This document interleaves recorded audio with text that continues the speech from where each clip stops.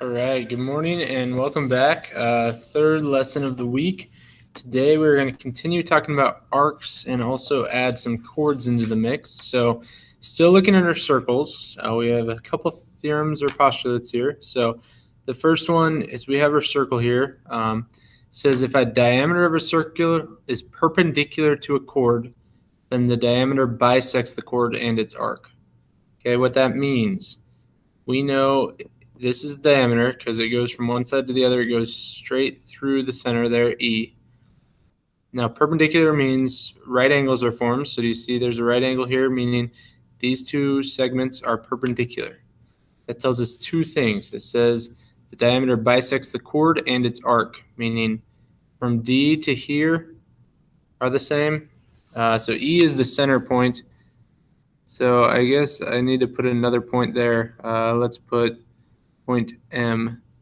So if I put point M there where they intersect, then I'm going to say that segment DM would be congruent to segment FM. Okay, and then I also know that arc DG is congruent to arc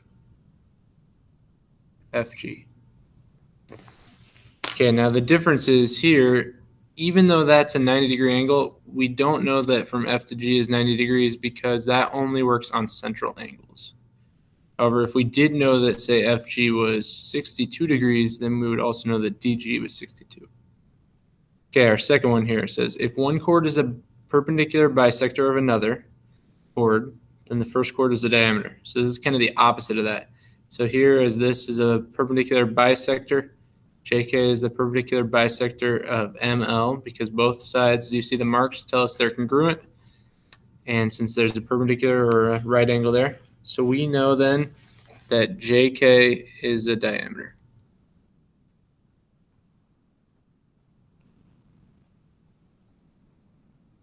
All right, and then our final rule, it says, in the same circle or in congruent circles, two chords are congruent if and only if they're equidistant from the center.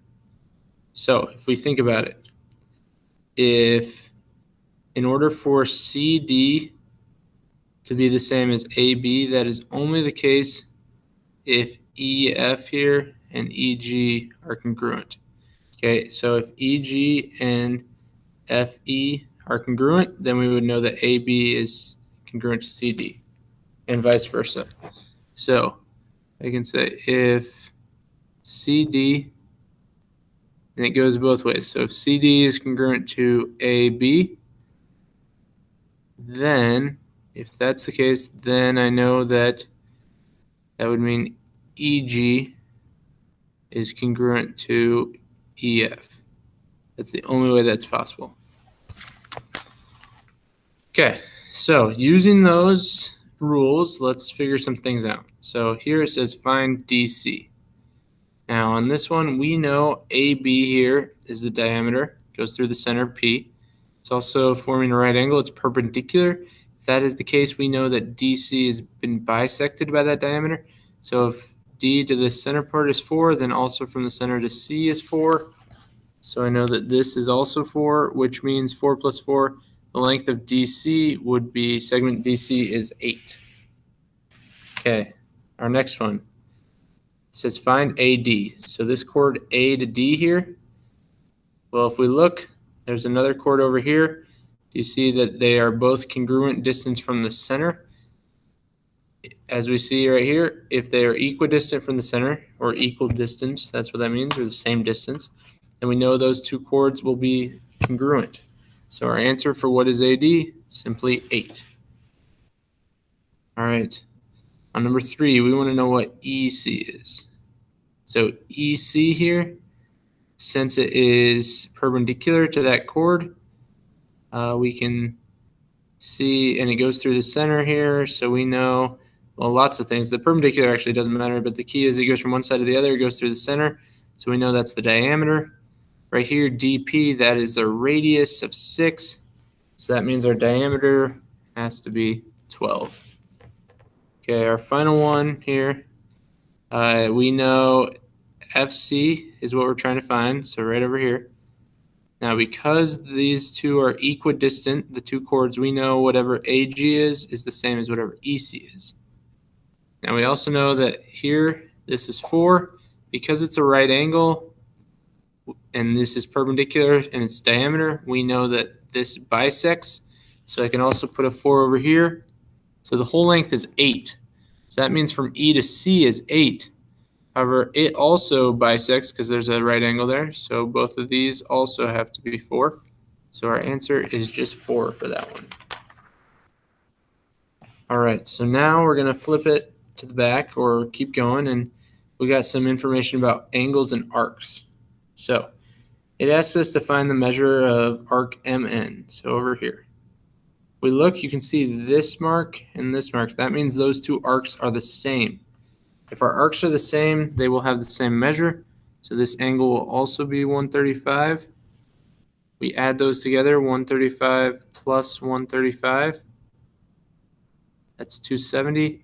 So we know that remaining angle, we take 360 minus 270. That remaining angle is 90 degrees right here, which if that angle is 90 degrees, then we know also that MN equals 90 degrees. Okay, on the last, or the next one, number 6. Once again, these marks, we know those two are the same because these chords are congruent. Okay, so these two have the same measure. We don't know what it is. However, we know the whole thing is 360. So if we add these two, 85 and 65, if we add that up, we'll get 90, so that's 150. Then we take that 150 away from 360. And we're left with 210 degrees that's split between these two. Now, some of you might say that's not helpful, except do you see these marks? We know those two are congruent. They're the same. So we can take that 210, divide it by 2, and we will get 110 degrees for both MN and QP. All right. On our next one, here we have our diameter. So we know that this side has to be equal to 180. It's diameter, so that's our semicircle. Now we also know that these two are the same. Okay, so if I can find one, I can find what the other one is as well, because this is a bisector. They're cut equally, so we know those two are the same. Okay, so if we look back up here, we know if the diameter is perpendicular, not only does it bisect the chord, it also bisects its arc. So with that being said, if this is a semicircle, we have 130. So we can take 180 minus that 130, and I'll get 50. That's what X is. We have two of them, 1, 2. So from M to N, the arc will be 100 degrees. All right, let's keep rolling. This time these chords are marked. So if this is 147, I know that this other one also has to be 147. So I have two of those. Now to find what MN is down here at the bottom, just take 147 times 2. I get 294. All I have to do then is 360 minus that 294. And my final answer is 66 degrees. All right, 2 more to do. So this last one on the left here, we have an X here. This chord is marked. This chord, they are congruent, which means if this is X, so is this. Now I don't know what X is yet, but I do know I have 2X plus 73, and if I add that all up, it'll equal the whole circle, which is 360. So we subtract 73. We get 2X equals 287.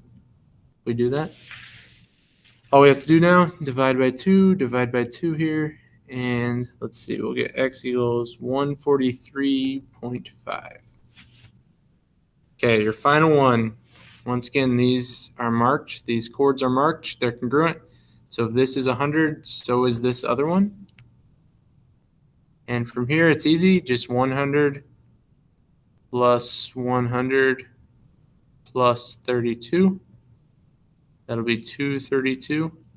So then we do 360 minus that 232. And if we take 360 minus 232, we're left with just 128 degrees. That's what x will equal. So kind of a lot of different rules. You got to interpret it. If you need any help, definitely let me know. Reach out. As a reminder, the semester is coming, or the quarter, sorry, is ending on Friday. So if you have any missing tests or quizzes, get those in. If you have any missing homework, make sure we get that in. Hope you guys have a great day, and I'll talk to you guys later. Bye.